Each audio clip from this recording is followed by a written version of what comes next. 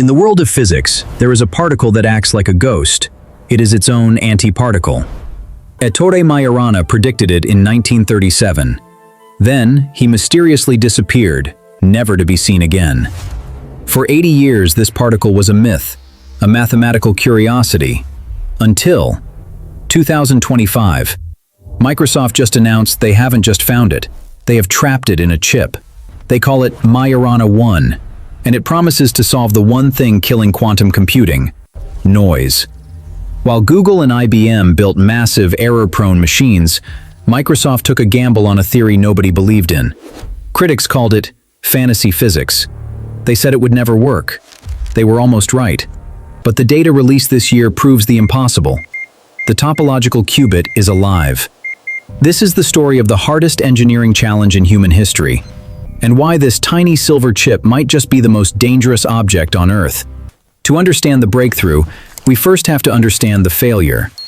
Quantum computing has a dirty secret. It's terrible at math. Wait, isn't it supposed to be infinite power? Yes, but only if the qubits stay still. Current qubits are incredibly fragile.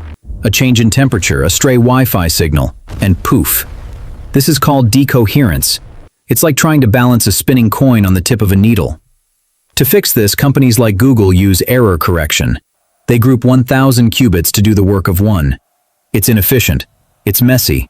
It's like building a skyscraper out of jello. We hit a wall. We can build chips with 100 qubits, but we can't scale to 1,000,000 without a meltdown. Enter Microsoft. While everyone was building jello towers, they went looking for a new material. They didn't want to fix the errors. They wanted a qubit that was immune to them. This is the topological qubit, and the science behind it is weird. Imagine a knot in a rope. If you shake the rope, the knot doesn't untie. The information is locked in the shape. This is topology. It protects the data physically, not just digitally. If you can build a qubit like a knot, you don't need error correction. You have inherent stability. It sounds perfect. There was just one tiny problem.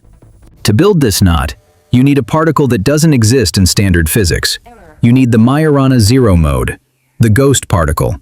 And finding it became a 20-year wild goose chase that nearly destroyed Microsoft's reputation. Let's go back to 2010. Microsoft hires a rock star physicist named Charlie Marcus. They set up Station Q, a lab dedicated to one thing: creating the impossible particle. The theory was this: if you take a nanowire and freeze it to near absolute zero, and coat it in a superconductor and a magnet, you can force electrons to split apart. These split electrons appear at the ends of the wire.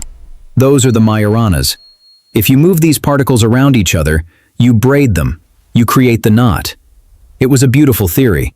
Dr. Krista Svor and her team went all in. But physics is cruel. In 2018, they thought they found it. They published a paper. Champagne was popped. The world celebrated. Then, other scientists looked at the data. It was a false positive, a mistake. They had to retract the paper. It was humiliating. The scientific community turned on them. Topological quantum computing is dead, they said. Google and IBM surged ahead with their noisy qubits. Microsoft looked like they were out of the race. But inside the lab, they didn't quit. They realized they needed better materials. They invented a process to clean the atoms with atomic precision, cleaning the dirt from the wire. Years of silence followed. 2021, 2022, 2023. Nothing but rumors. Until early 2024, a leak suggested they had passed the topological gap protocol. This is a rigorous test. It proves the particle is real and not just a glitch. Then, the official announcement. The Majorana 1 chip had achieved stable braiding. They didn't just see the ghost, they controlled it. The error rates were shockingly low. One error every 1,000,000 operations. Compared to the competition, it was like comparing a candle to a laser beam. But knowing it works is one thing. Understanding how it changes the world is another. But hold the celebration. Trapping a ghost is one thing. Building a computer out of ghosts is an engineering nightmare. The Majorana particle is incredibly shy. It only appears under conditions that are physically painful to maintain. We are talking about temperatures near absolute zero, colder than deep space, 30 millikelvin. If the temperature rises by a fraction of a degree, the ghost vanishes. The data is lost. And then there is the control problem. To move the particles, you need wires. Wires bring heat.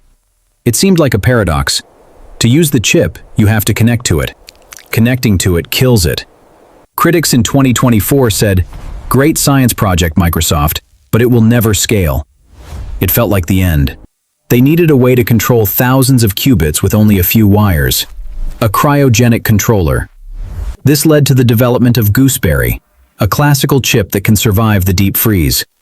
It sits right next to the quantum chip, acting as a translator. The brain sitting next to the soul. With Gooseberry, they solved the heat problem. The pathway was open. Now they had to make them dance. This brings us to the most mind-bending part of the technology. How do you compute with a knot? Standard computers use bits, 0 or 1. Standard quantum computers use superposition, 0 and 1. Topological computers use exchange. The answer depends on the history of how the particles moved. It's not about where they are, it's about how they danced around each other. Let's visualize this. Imagine 3 particles in a line, A, B, and C. If I swap A and B, then swap B and C, I have created a braid in time. This braid is a logic gate. A specific knot represents a specific calculation. The beauty is, if you wiggle the lines a little bit, the knot doesn't change.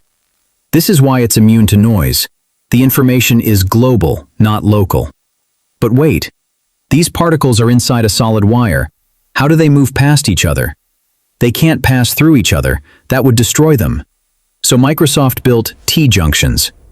Imagine a parking spot on the side of the road. You pull into the spot, let the other car pass, then pull out. By using these T-junctions, they can shuffle the Majoranas around the chip without them ever touching.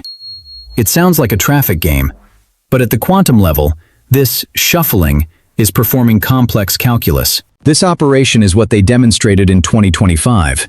It's called non-abelian statistics. It means the order matters. Swapping A then B is different than B then A. This property is the secret sauce. It allows the chip to run algorithms that standard computers can't touch. So, we have the particle.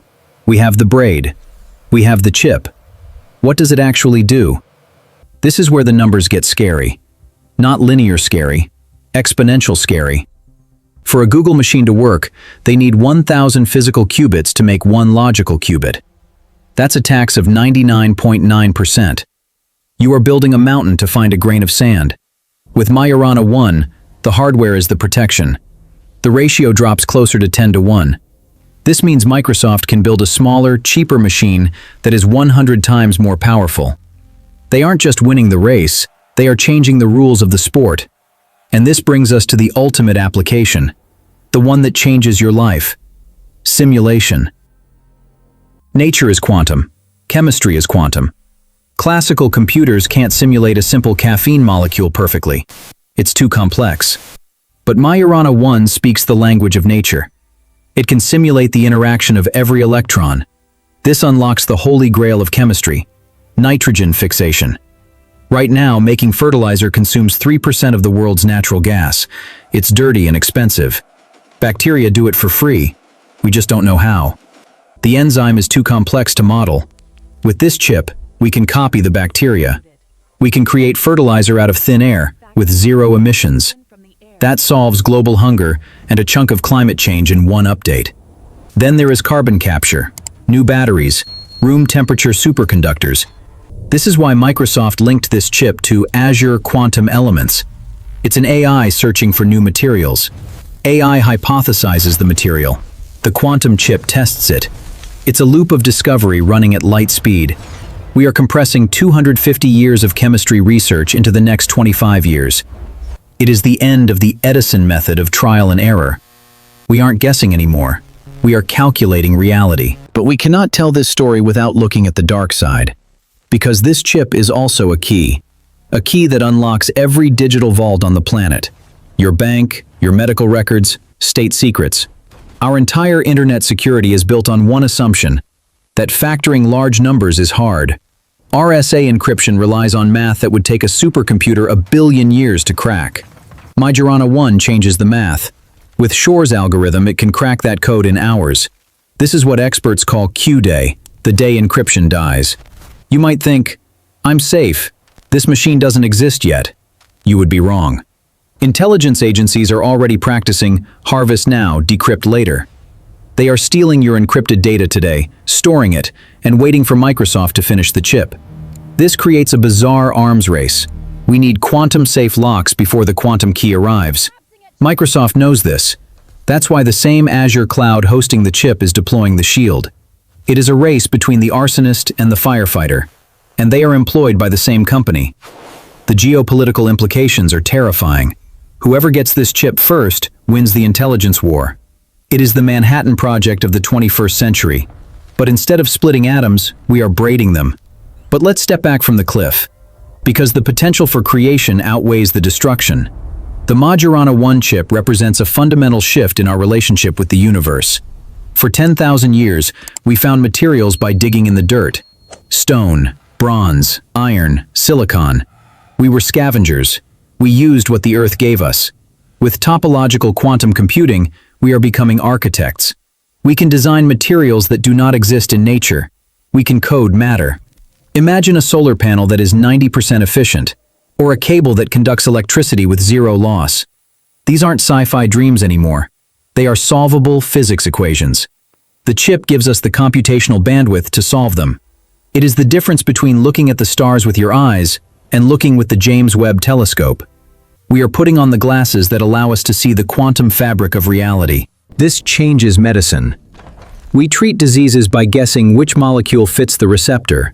Quantum simulation will build the perfect key for every lock. Personalized cures. Zero side effects. This is the transformation. From trial and error to design and deploy. But it depends on the hardware. It depends on that tiny braided knot staying tied. The physicist Richard Feynman once said, "Nature isn't classical, damn it." If you want to make a simulation of nature, you'd better make it quantum. In 2025, Microsoft finally listened to him. So, where do we go from here? 2030? 2040? We will see the first commercial quantum clouds. You won't own a quantum computer. You will rent a few seconds on one to solve problems that stumped your grandfather for a lifetime. We might see the end of the energy crisis. Fusion reactors designed by quantum AI. We might see new alloys that make space travel cheap enough for you and me. The Majorana chip is just the first transistor, the vacuum tube of the quantum age. Whatever comes next will be smaller, faster, and even stranger. But the barrier is broken. The ghost is caught. We have stepped through the looking glass, and there is no going back. The age of the qubit is over. The age of the topological qubit has begun. Are you ready to have your reality recalculated? This has been the story of Majorana 1. If you enjoyed this deep dive, you need to watch our video on the AI material revolution.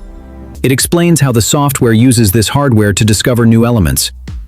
Hit that subscribe button if you want to stay ahead of the curve.